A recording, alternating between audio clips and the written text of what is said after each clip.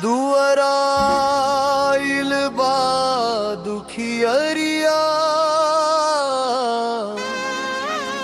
प्रभु नजरिया फेरी हाना।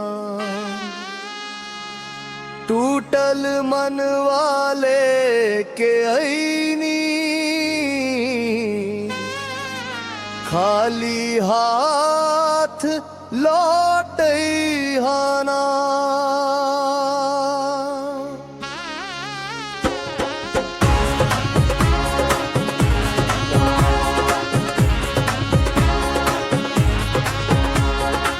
दुनिया छोड़ी गईल सहारा, अब त तोह के पुकारी। आंसू भरल ही अखियन से चरणन में सिर धरी। दया के सागर यीशु राजा, एक बेर त निहारी हाना। दुआरा आइल बा दुखियरिया, प्रभु नजरिया फेरी हाना।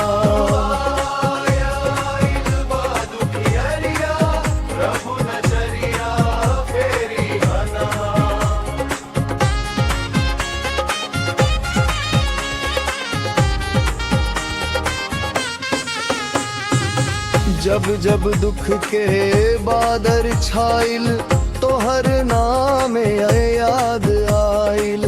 अंधियारा में हाथ बढ़वले, जीवन में उजियार छाइल। टूटल आस के डोरिया के फेर से जोड़ दिहाना।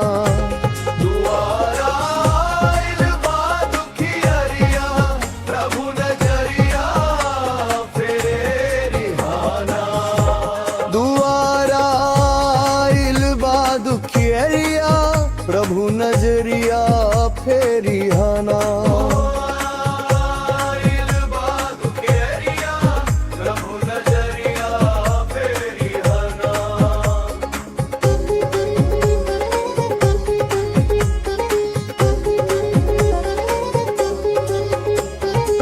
क्रूस पर अपना प्राण दिहल, हमनी खातिर प्यार में।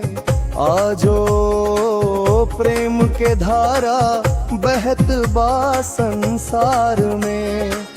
पाप के बोझा दूर करीहा, नया जीवन दे दिहाना। दुआरा आइल बा दुखियरिया, प्रभु नजरिया फेरी हाना। दुआरा आइल बा दुखियरिया, प्रभु नजरिया फेरी हाना। प्रभु नजरिया फेरी हाना।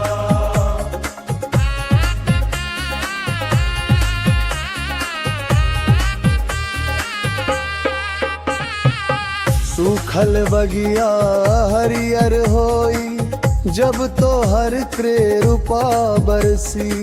रोवत दिल मुस्काई लागी, जब पवित्र आत्मा उतरी। विश्वास के दीपक प्रभु दिलवा में जरा दिहाना। दुआरा आइल बा दुखियरिया, प्रभु नजरिया फेरी हाना। जब ले सांस रही तन में, तोरे गुण हम गाइब। गांव गांव घर घर जाकर यीशु के प्रेम सुनाइब। जीवन भर तो हारे होके सेवा में लगा दिहाना। दुआरा आइल बा दुखियरिया, प्रभु नजरिया फेरी हाना।